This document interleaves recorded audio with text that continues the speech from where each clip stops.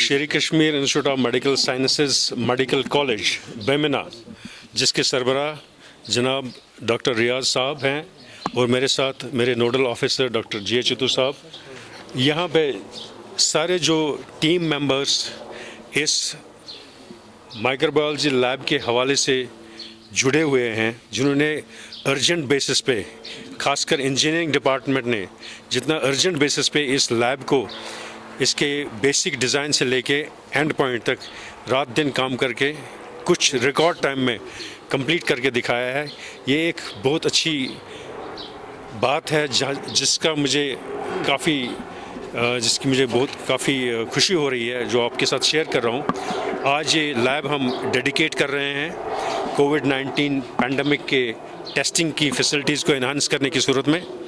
मुझे उम्मीद है कि मेरे जो भी डॉक्टर साहबान इस वक्त जिनका मैंने तज़किरा किया, जो हमारा सारा फोर्स है सिक्किम्स मेडिकल कॉलेज में, फैकल्टी से लेके residents, nurses, paramedics, technicians, sanitation, security system, जो भी एडमिनिस्ट्रेशन के साथ लोग जुड़े हुए हैं, सब के सब इस एक माइलस्टोन के पीछे लगे हुए थे कि ये माइलस्टोन कंप्लीट हो जाए। और इस बात की बहुत बड़ी मसरत है मुझे कि ये जो लेबॉरेटरी आज हम शुरू करने जा रहे हैं, जहाँ पे कोविड पैंडमिक के हवाले से कोरोना वायरस की टेस्टिंग की जाएगी। जितने भी सैंपल आएंगे यहाँ से, इस अस्पताल से लेके या डिस्ट्रिक्ट हॉस्पिटल से, चूँकि ये जो इंस्टीट्यूशन है, जो ये मेडिकल कॉलेज है, एक नेशनल हाईवे पे है, इसकी इम्पोर्टेंस अपनी जगह पे है। ये हर एक डिस्ट्रिक्ट को लिटरली कनेक्ट करता है और इसकी अहमियत इस वजह से ज़्यादा है।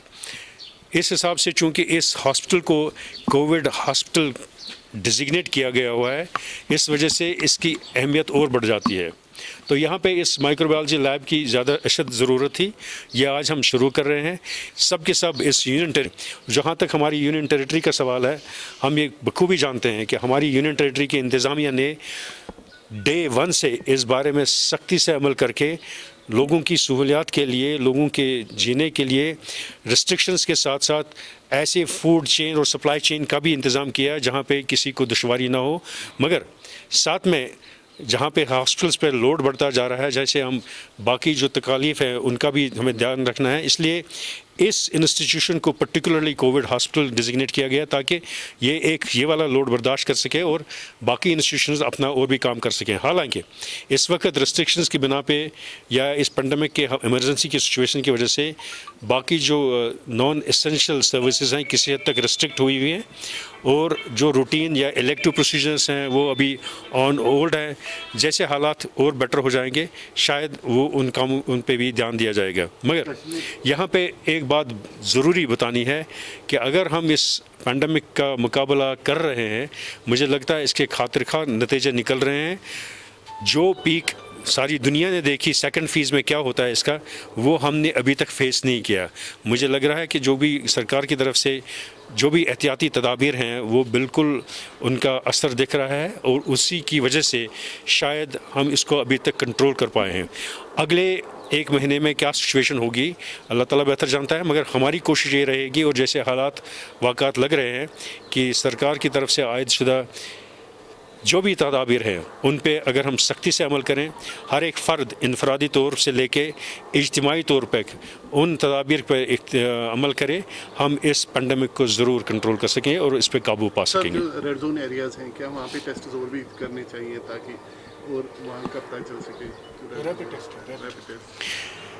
रैपिड टेस्टिंग जो है ये एक वो चीज़ है जो डायग्नोस्टिक नहीं है किसी के इन्फेक्शन में मुब्तला होने के उस वक़्त।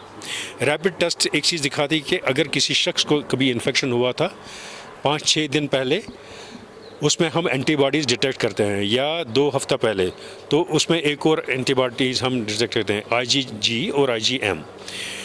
मगर अगर किसी को एक्टिव इन्फेक्शन है वो रैपिड टेस्टिंग से पता नहीं चलेगा। ये हमें क्लस्टर एरियाज़ में, रेड जोन्स में काम आ सकता है। हमें ये पता चलेगा कि वहाँ का वायरल लोड क्या था, कब कोई पेशेंट इन्फेक्ट हुआ था। जो बेसिक डायग्नोस्टिक टेस्ट है किसी के पेशेंट को इसमें मुब्तला होने के, वो हैं यही जो RT-PCR बेस्ड टेस्ट है जिसका हमने अभी लैब में इनॉग्रेट किया यहाँ पे। तो प्रेजेंट सिचुएशन क्या है? मैंने अभी बता दिया कि हम जो प्रेजेंट सिचुएशन जो फेस कर रहे हैं, हम शायद अभी फेज़ 1 के एंडिंग स्टेज पे हैं, जो फेज़ सेकंड है इसका, जहाँ पे कभी जो इसका पीक जो है वो एब्रप्टली शुरू हो जाता है। शायद उस स्टेज पे हम अभी नहीं पहुँचे हैं, क्योंकि जो प्रोपोर्शनेटली वो एक्सपोनेंशियल इंक्रीज़ होता है वो ऐसा अभी तक नहीं हुआ है। तो इसलिए मुझे मतलब मेरा ये अंदाज़ा है कि शायद जो भी एहतियाती तदाबीर हमने सरकार की तरफ से या हेल्थ इंस्टीट्यूशंस की तरफ से प्रोफेशनल्स की एडवाइस के हिसाब से जो भी गए और जैसे लोग उस पर अमल कर रहे हैं, कोऑपरेट कर रहे हैं, उसका नतीजा ये है कि शायद हम इसको बहुत हद तक कंट्रोल कर पा रहे हैं।